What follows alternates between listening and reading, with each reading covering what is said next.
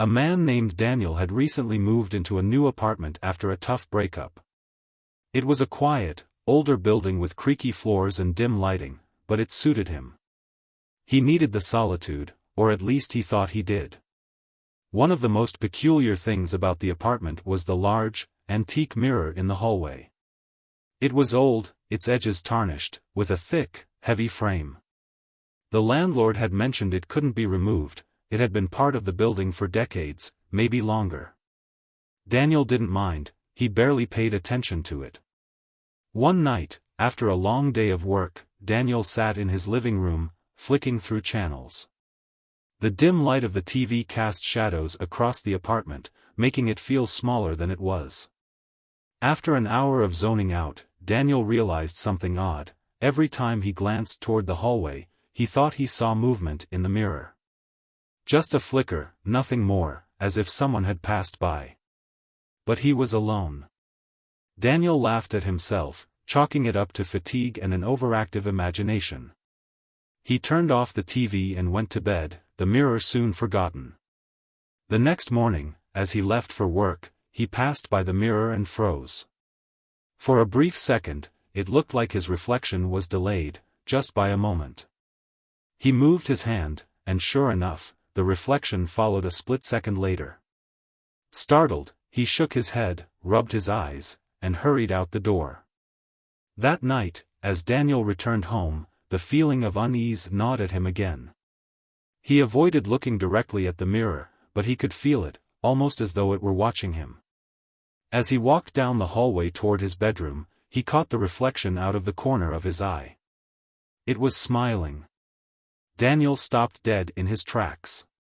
His own reflection was grinning at him, though his own face was stone-cold neutral. The smile wasn't just wrong, it was unnatural, stretching wide in a way that his face couldn't possibly mimic. Slowly, the reflection tilted its head, its eyes locked on his. Daniel blinked, and the grin vanished. His reflection was back to normal, staring at him with the same weary expression he always had. He hurried to bed, trying to convince himself he was just overtired. But that night, he barely slept. He kept the bedroom door shut, terrified of what he might see if he looked into the mirror again. The next few days were worse. Every time he walked past the mirror, his reflection seemed to lag just behind him. Occasionally, it would smile, or its eyes would follow him when he wasn't moving. Daniel stopped looking at it altogether, feeling a chill every time he even thought about the hallway. One night, unable to sleep, Daniel heard a faint sound, like tapping, coming from the hallway. He sat up in bed, listening.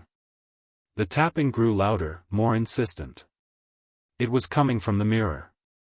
Heart pounding, Daniel grabbed a flashlight and crept to the door. The tapping continued, steady and rhythmic, like fingers drumming against glass. Slowly, he opened the door and shined the light down the hall. The mirror was empty. Relief washed over him, but just as he turned to go back to bed, the tapping resumed, louder now, frantic. He whipped around, shining the light back at the mirror. His reflection was gone. Daniel's breath caught in his throat. The mirror showed only the hallway behind him, but he wasn't in it. He stepped closer, horrified, unsure of what was happening. Suddenly, the reflection reappeared, but it wasn't him. Not exactly. The figure in the mirror looked like him, but its face was twisted, contorted with malice. And it was staring right at him.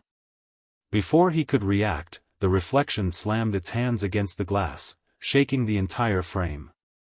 The sound was deafening.